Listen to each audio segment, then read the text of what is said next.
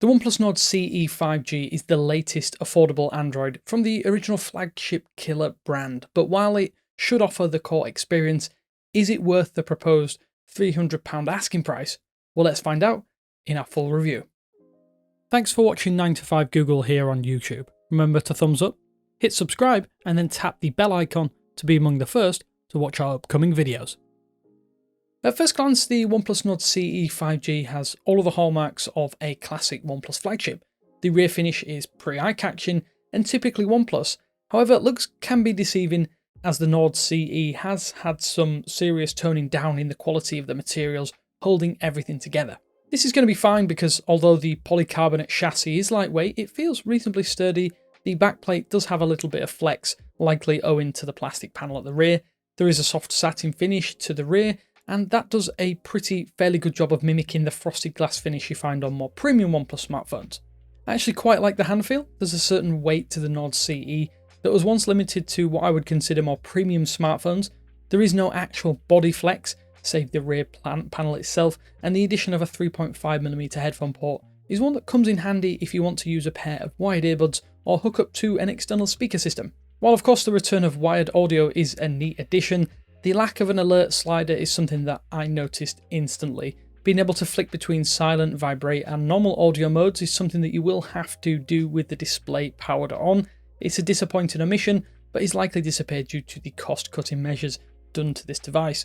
It also is worth noting that the haptics on this device are completely terrible, very buzzy and hollow, while the speakers themselves, in tandem with the earpiece and the downward firing tweeter, they get nice and loud, but they lack any real nuance. What I would say is disable haptics and then just use headphones or Bluetooth earbuds for audio on this device.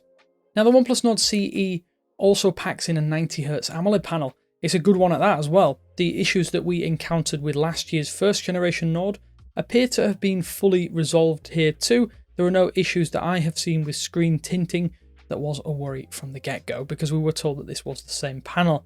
Viewing angles, they seem great, as is the maximum brightness. It's just great to see what I would consider a solid high-end refresh rate AMOLED panel in a sub $400 smartphone. It's calibrated well too, and I've not encountered an area where it isn't enhanced by having a bright, clean display. The removal of the pill-shaped punch hole means you're not actually losing any screen real estate here either. The in-display fingerprint scanner is pretty well placed, and more importantly, it's fast. Just like every other OnePlus device previously, I've had zero issues with the fingerprint scanner and can't fault the experience here either. Naturally, OxygenOS 11.0 comes pre-installed on the OnePlus Nord CE 5G and is pretty much the exact same experience that you'll find on the latest OnePlus 9 series. The UI itself doesn't inhibit the experience too much, but there is a little bit of bloat if you do class OnePlus stock apps and a few others as such. The Qualcomm Snapdragon 750G performs to a similar level to that of the 765G in most everyday things that you would consider doing. Probably going to be a breeze for you. You can bog the device down if you try and push it too much and run multiple intense apps simultaneously, but for the most part it's smooth and fairly fluid. I noticed no problematic areas beyond when trying to do some 3D gaming. Things like switching from app to app loading speed and just general usage seem absolutely fine, with only temporary slowdowns every now and again, and that is very rare. You can also do, as I said, some light gaming without really breaking a sweat, but don't go in expecting performance levels around the same as the OnePlus 9 or 9 Pro. I would say tempered expectations are something you really need to have with an affordable Android such as this. A big gripe with this device though is that OnePlus has only guaranteed OS updates for 2 years. This would mean that beyond Android 13, you'll get a year of security patches and then no support after that. When we're holding on to our smartphones for longer than ever before, this might prove to be a big deal breaker for some of you out there, and rightly so. Now for some more sore points of the OnePlus Nord CE 5G. The camera just isn't quite up to the standard, even at its proposed £299 price point. The 64 megapixel main camera produces 16 megapixel images courtesy of pixel binning, but while images look okay, things are not exactly excellent. Sure, if you're not a pixel peeper, the main sensor images are probably going to be good enough for what you're going to be using them for though.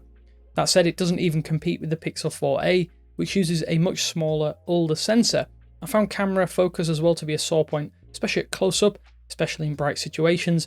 Locking onto a subject would just fail and require a camera app restart, This is something I'm sure an OxygenOS update can fix, but at least until it rolls out, I couldn't always rely on the Nord CE 5G when taking photos at certain distances. While this phone also comes with a triple camera setup, the 2 megapixel monochrome sensor supposedly will help you increase the quality of wide and ultra wide images by providing extra light data. I can't honestly say I noticed any improved results, but the overall camera experience is reasonable despite some of its misgivings. The 4500 mAh battery also held up well during our testing period, with plenty of headroom to spare at the end of each day. I could actually muster a couple of days of usage with just general texting, some brief video calling, and some general social media scrolling.